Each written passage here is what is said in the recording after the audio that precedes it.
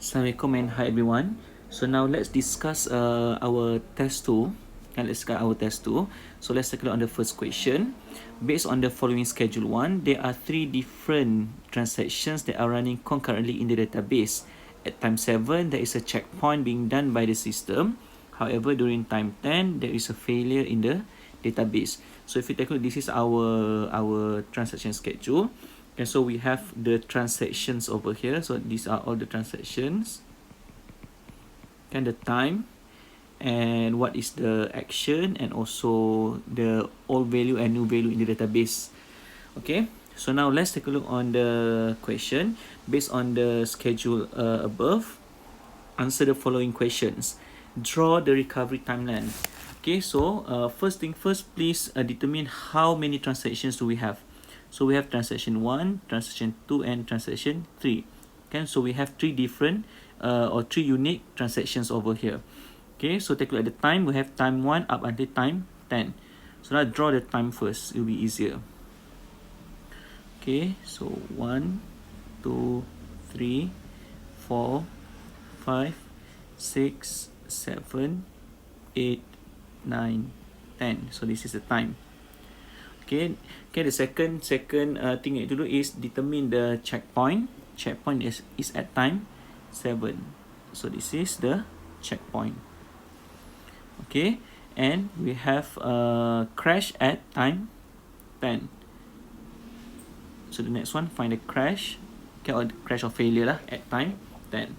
Okay, so we have transaction 1, transaction 2, and transaction 3. Okay, so for each transaction, determine when is the start of the transaction and the end of the transaction.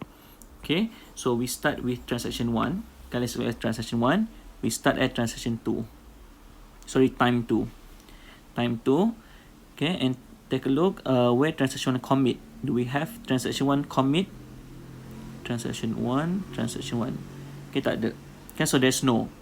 Okay, so means transaction 1 will do up until the crash the transaction.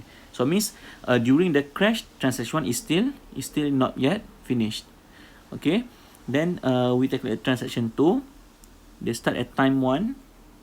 Transaction start at time 1, and when transaction 2 commit, transaction 2 commit at time 4. If you take a look, see, transaction 2 commit at time 4 over here. So means transaction 1 start at time 1 and commit at time 4. Then we take a look at transaction 3. Transaction 3 start at time 5. So they start at time 5 over here and commit at time 9. Transaction 3 commit at time 9 over here. Okay, so after you have determined all the start and end of each transaction, then you are finished with the recovery timeline. Okay, so now take a look at the second question. State the salary for row 22. So if you take a look, okay, let me erase all of this first. Okay, row 22 over here. Okay, if deferred update approach is used as the recovery process. So now take a look, row 22, what transaction is that? Row 22, transaction 2. Transaction 2, they start and finish before checkpoint. Okay, if we have the recovery time, recovery description, then it will be easier. Okay, ends before checkpoint. Okay, for transaction 1, let's do it. Start before checkpoint. Start before checkpoint. Not yet finished lah. Okay, not yet finished. Okay, then for transaction 3, start before checkpoint. Finished before failure. Okay, so let's take a look at what is the approach that we need to use, because we have 2 different approach only. Okay, we have immediate update and deferred update. If you end before checkpoint, do nothing. For both approach, do nothing. Do nothing means no need to do any recovery process. We don't need to do any recovery process for the transaction that is finished before checkpoint. Okay, so if you take a look, row 22 is in transaction 2. Transaction 2 ends before checkpoint. So it doesn't matter deferred update or immediate update. Do nothing. Do nothing means the changes is safe. Kan? So but the changes is safe. So means the answer is 5,300. Kan, you don't need to restart the transaction or anything. The transaction is safe. So when the transaction is safe, so of course the new value is already there inside database. Okay. Now let's take a look at the second question. State the salary for row 8 if immediate update approach is used as the recovery process. Row 8. So if you take a look, row 8 over here, transaction 3. Transaction 3 start before checkpoint, finish before failure. Okay, so for immediate update, if the transaction finish before failure, you can restart or redo from checkpoint.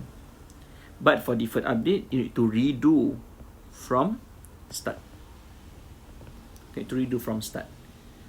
Okay, so Barat, for transaction 1 not yet finished.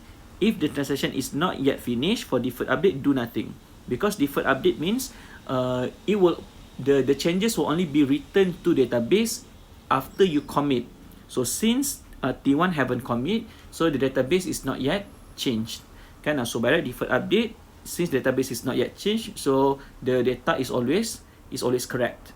Kan? However, for immediate update, if it's not yet finished, we need to undo.